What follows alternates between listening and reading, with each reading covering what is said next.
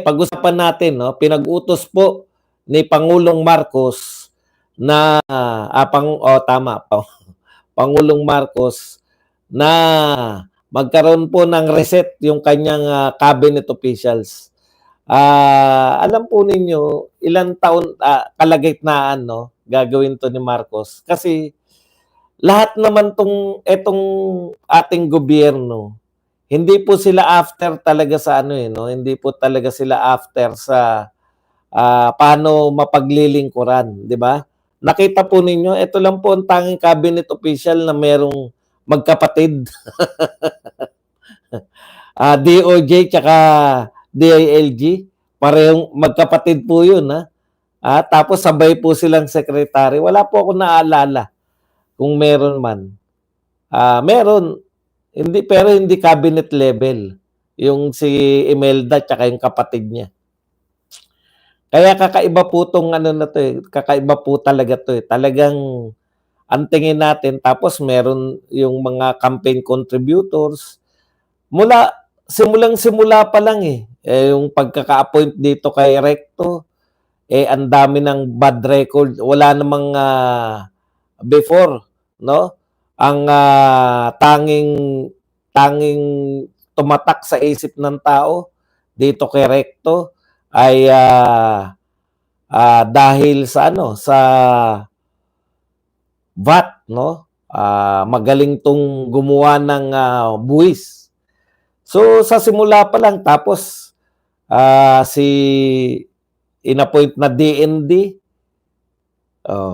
sino pa? Inappoint na DILG, panay political eh. Di ba? Kung papansinin niyo eh. Ngayon, pati yung DSWD, no? Gatchal yan. Talagang mga political talaga yung hindi, unlike kay Pangulong Duterte, na hindi mga political personality. Nakilala na lang natin sila dahil sa husay nila. Di ba?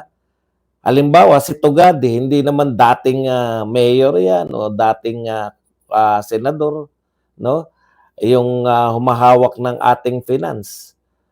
Panay qualified. Yun yung pagkakaiba, yung pamimili pa lang eh. Pamimili pa lang ng mga cabinet officials, malayong-malayo na po tong ating Pangulo. Ngayon, bakit po nangyayari ito, no? Sabi nga ng lahat ng tao, ang midterm election, yan po ay referendum. Ang sinusukat po dyan ay ang performance ng administrasyon. Pag ang administrasyon po ay overwhelming, yung suporta, katulad po ni Tatay Digong, 0 po ang kalaban. May mga pumasok pero na hindi nila kapartido, pero independent. Yung kalaban po na 0, 8 diretso, 0. Ganun po yun eh. Kay Pinoy din, nakakaya kasi worse. Worse po ito. Ngayon, dahil pinakita po na worse election ng isang nakaupong presidente mula pa po kay Cory, worse performance sa midterm election, kinakailangan po talaga niya drastic para hindi po siya ituring na lame duck president. Okay. So, sa makatwid, ito pong si Pangulong, si BBM po, gumagawa po siya ng malalaking announcement. After lang po kasi sila, ito po hindi yung mararamdaman. Lagi lang sila parang laging nangangampanya. Si BBM, lahat ng mga ginagawa niya, parang laging kampanya, araw-araw kampanya. 20 pesos na bigas, kampanya lang yan. Hindi naman po totoo na may 20 pesos na bigas. In fact, gagastos na naman tayo. Hindi po namin tinatanggihan yung 20 pesos na bigas. No? Hindi po namin, sino bang may ayaw ng 20 pesos na bigas? Kaya lang, Hindi po siya, parang pwede naman din sila magdeklara ng 100 pesos na baboy o 50 pesos na manok. Pwede rin po nila ideklara yan eh. Pupondohan lang nila. Hindi po ba? Para naglolokohan lang eh. Lahat sa kanya, loko lang eh. Yung announcement niya nung una, through Katunying, sinabi niya ba kay Katunying yan? Nung in-interview niya sa Katunying, bakit may ganyan? Bakit mayroong ang Pangulo ay mayroong podcast na ganyan? 'Di ba? Kasi nga parang election, itinuturing niya lang lahat. Itinuturing niya lahat na ito ay kampanya. Yung pamumuno niya, pero sinabihan ka na ni Baste eh. Ano sabi ni Baste? You will never be loved, Mr. President, dahil sa ginagawa niyong aktual. Yung ginagawa ninyo sa tao. 'Di ba? Mahirap pong i-reset. Mahirap pong yung mga isang announcement lang ay bibigyan kagad kayo ng pag-asa ng tao. Hindi na po mangyayari yan. Pulos kapalpakan ang inabot sa loob ng 3 taon. Ngayon, 3 taon, sasabihin nila, magpapalit kayo ng gabinete. Hindi naman niya pinangako, hindi niya naman yan sinabi kay kay Tunying, di ba? Pero bakit ganyan yung pronouncement niya? Hindi kasi umubra, alam na natuklasan kagad ng tao na namimeke lang siya sa reconciliation with Duterte. Sino nagbisto sa kanya? Si Antecler. Pakinggan nyo po, ito wala pong reset ng cabinet official, di ba? Ang sinasabi po, ang sinabi niya nung una, akala niya makakapang-uto uli siya ng mga Pilipino. Magkaisa na tayo. Unity pa rin, di ba? Willing ako makipag-reconcile sa mga Duterte. Yan po, sinabi niya sa mga Duterte. Pero pag salita pa lang ni Antecler, putya parang ang Duterte pa may kasalanan. Pakinggan nyo lang tong sinabi ni Antecler. Ay, wag natin pakinggan.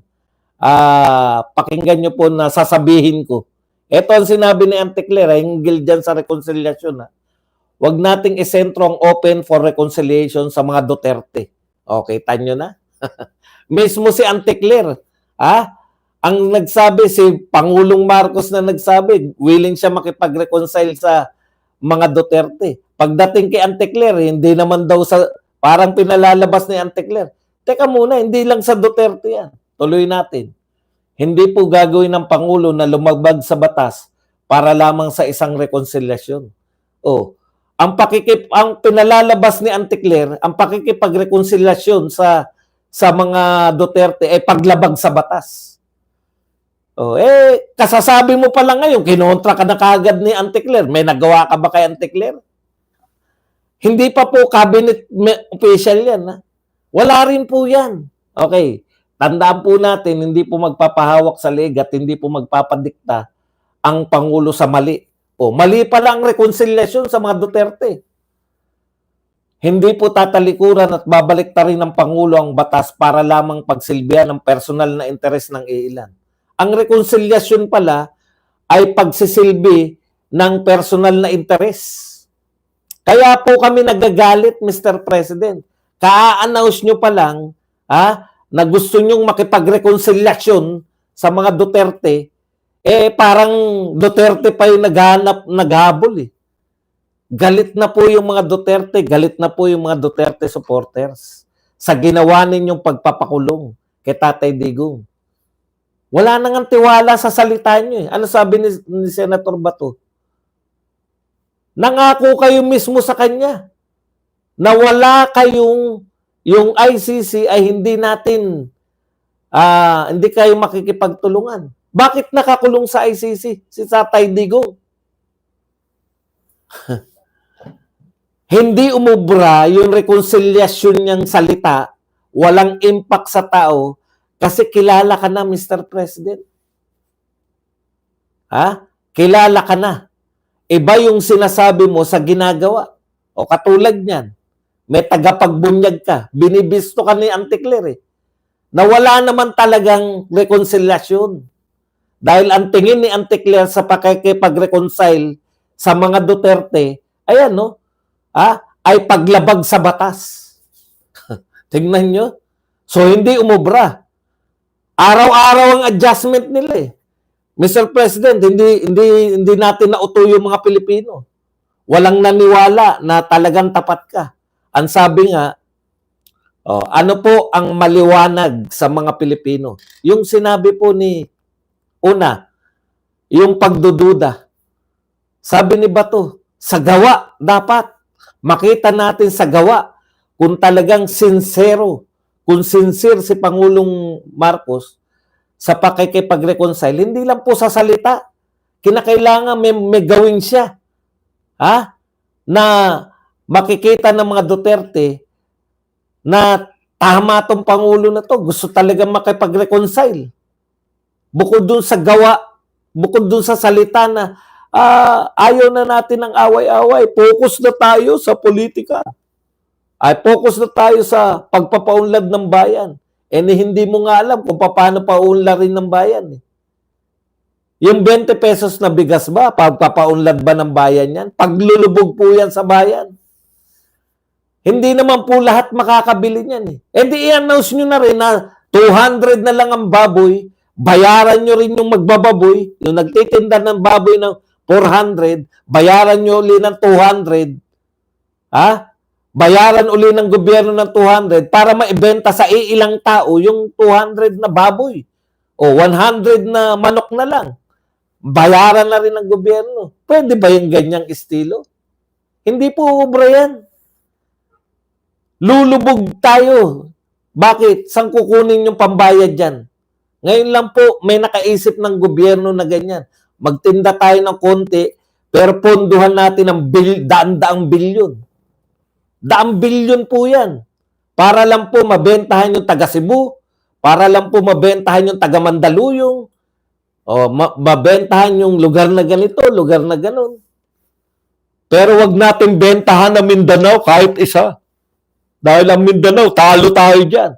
Mas lalo po kayong, ang pangit po na tignan na tinitindahan nyo, pero ang Mindanao, hindi po kayo nagtitinda kahit na isang lugar sa Mindanao ng 20 pesos. Hindi, ang pangit na mga proyekto yan. Proyektong pagpapakitang tao lang. Proyekto pong pagpapakita ng tao. Sinasubsidize ng buong Pilipinas, pero pagpapakita lang ng tao dahil wala namang nabibili ang buong Pilipinas.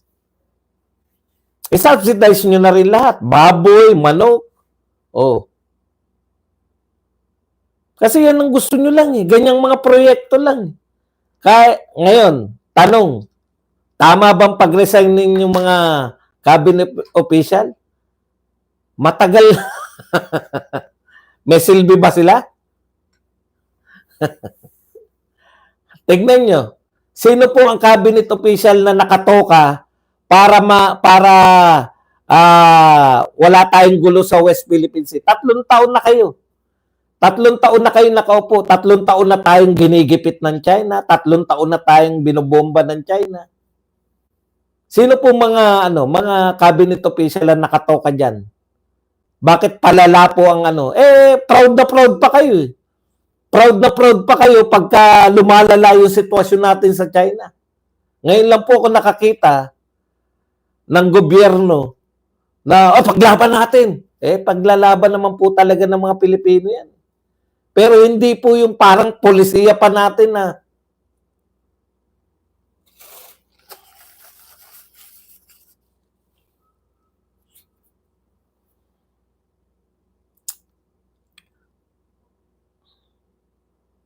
hindi kasi, wala kasing impact, walang naniwala sa reconciliation with Duterte. Gusto niya kasi na may impact yung mga sinasabi. Wala namang ginagawa talaga eh.